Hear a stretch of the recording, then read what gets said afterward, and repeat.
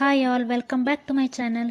ಇವತ್ತು ನಾನು ನಿಮಗೆ ಮನೆಯಲ್ಲೇ ಖಾರ ಶೇಂಗಾ ಅಥವಾ ಮಸಾಲ ಶೇಂಗಾನ ಹೇಗೆ ಮಾಡೋದು ಅಂತ ತಿಳಿಸ್ತಾ ಇದ್ದೀನಿ. ಜನರಲಿ ಇದನ್ನು ನಾವು ಜಾಸ್ತಿ ಮಾರ್ಕೆಟಿಂದನೇ ಖರೀದಿ ಮಾಡ್ತೀವಿ. ಇದು ತಿನ್ನಕ್ಕೆ ತುಂಬ ಚೆನ್ನಾಗಿರುತ್ತೆ. ಬನ್ನಿ ಇದನ್ನ ತುಂಬ ಗರಿಗರಿಯಾಗಿ ಮನೆಯಲ್ಲೇ ಹೇಗೆ ಮಾಡೋದು ಅಂತ ನೋಡೋಣ. ಮೊದಲು ನಾನು ಒಂದು ಪ್ಲೇಟ್ಗೆ 2 ಕಪ್ ಆಗುವಷ್ಟು ಕಡಲೆ ಬೀಜ ತಗೊಂಡಿದ್ದೀನಿ. ಇದರಲ್ಲಿ ಏನಾದರೂ ಹಾಳಾಗಿದೆಯಾ ಅಂತ ಚೆಕ್ ಮಾಡ್ತಾ ಇದ್ದೀನಿ. ನಂತರ ಇದಕ್ಕೆ ಬೇಕಾಗಿರೋ ಒಂದು ಇನ್ಸ್ಟಂಟ್ ಮಸಾಲಾನ ರೆಡಿ ಮಾಡ್ಕೊಳ್ಳೋಣ. ಇದಕ್ಕೆ ಒಂದು ಕಪ್ನಲ್ಲಿ 1 ಚಮಚ ಆಗುವಷ್ಟು ಬ್ಲ್ಯಾಕ್ ಸಾಲ್ಟ್ ತಗೊಂಡಿದ್ದೀನಿ. ಹಾಗೆ 1 ಚಮಚ ಆಗುವಷ್ಟು ಚಾಟ್ ಮಸಾಲ, 1 ಚಮಚ ಆಗುವಷ್ಟು ಕಾಶ್ಮೀರಿ ಮೆಣಸಿನ ಪುಡಿ, ಹಾಗೆ ಅರ್ಧ ಸ್ಪೂನ್ ಆಗುವಷ್ಟು ಗರಂ ಮಸಾಲ, ಹಾಗೆ ಸ್ವಲ್ಪ ಆಮ್ಚೂರ್ ಪೌಡರ್. ಹಾಗೆ ಇದನ್ನ ಮಿಕ್ಸ್ ಮಾಡಿ ಒಂದು ಕಡೆ ಇಟ್ಕೊಳ್ಳೋಣ. ನಂತರ ಒಂದು ಬೌಲ್ನಲ್ಲಿ 1 ಕಪ್ ಆಗುವಷ್ಟು ಕಡಲೆ ಹಿಟ್ಟು ತಗೊಂಡಿದ್ದೀನಿ.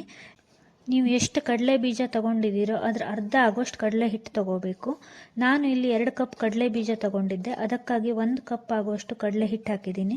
ಜೊತೆಗೆ ಅರಿಶಿನ, ಅರ್ಧ ಸ್ಪೂನ್ ಮೆಣಸಿನ ಪುಡಿ, ಅರ್ಧ ಸ್ಪೂನ್ ಧನಿಯಾ ಜೀರಾ ಪೌಡರ್, ಹಾಗೆ ಸ್ವಲ್ಪ ಉಪ್ಪು ಮತ್ತು ಸ್ವಲ್ಪ ಇಂಗು ಹಾಕಿ ಅರ್ಧ ನಿಂಬು ರಸ ಹಾಕಿದ್ದೀನಿ.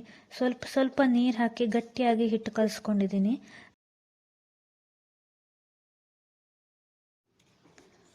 ನಂತರ ಕಡಲೆ ಬೀಜ ಹಾಕಿ ಮಿಕ್ಸ್ ಮಾಡ್ತಾ ಇದ್ದೀನಿ. ಚೆನ್ನಾಗಿ ಕಡಲೆ ಬೀಜ ಎಲ್ಲ ಕೋಟ್ ಆಗಿದೆ ನೋಡಿ.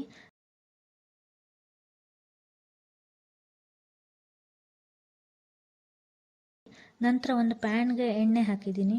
ಎಣ್ಣೆನ ಎಷ್ಟು ಬಿಸಿ ಮಾಡಬೇಕು ಅಂದರೆ ಇದರಿಂದ ಸ್ವಲ್ಪ ಹೊಗೆ ಬರೋಕ್ಕೆ ಸ್ಟಾರ್ಟ್ ಆಗಬೇಕು. ನಂತರ ಸ್ವಲ್ಪ ಆಗಿ ಕಡಲೆ ಬೀಜನ ಹಾಕ್ಕೊಳ್ಳಿ. ಹಾಗೆಯೇ ಫ್ಲೇಮ್ನ ಫುಲ್ ಸಣ್ಣ ಮಾಡ್ಕೋಬೇಕು. ನಂತರ ಒಂದು ಚಮಚದಿಂದ ಇದೇ ರೀತಿ ತಿರು ಹಾಕಿ. ಇದರಿಂದ ಕಡಲೆ ಬೀಜ ಎಲ್ಲ ಒಂದೊಂದಾಗಿ ಬಿಟ್ಕೊಳ್ಳುತ್ತೆ. ಹಾಗೆ ಚೆನ್ನಾಗಿ ಫ್ರೈ ಆದ ನಂತರ ಒಂದು ಬೌಲ್ಗೆ ಹಾಕ್ಕೊಂಡು ಇದಕ್ಕೆ ಮಾಡಿಟ್ಕೊಂಡಿರೋ ಡ್ರೈ ಮಸಾಲಾನ 1 ಸ್ಪೂನ್ ಹಾಕಿ ಮಿಕ್ಸ್ ಮಾಡಿ. ತುಂಬ ಅಂದರೆ ತುಂಬ ಕ್ರಿಸ್ಪಿಯಾಗಿ ಗರ್ಗರಿಯಾಗಿ ಬಂದಿದೆ ನೋಡಿ.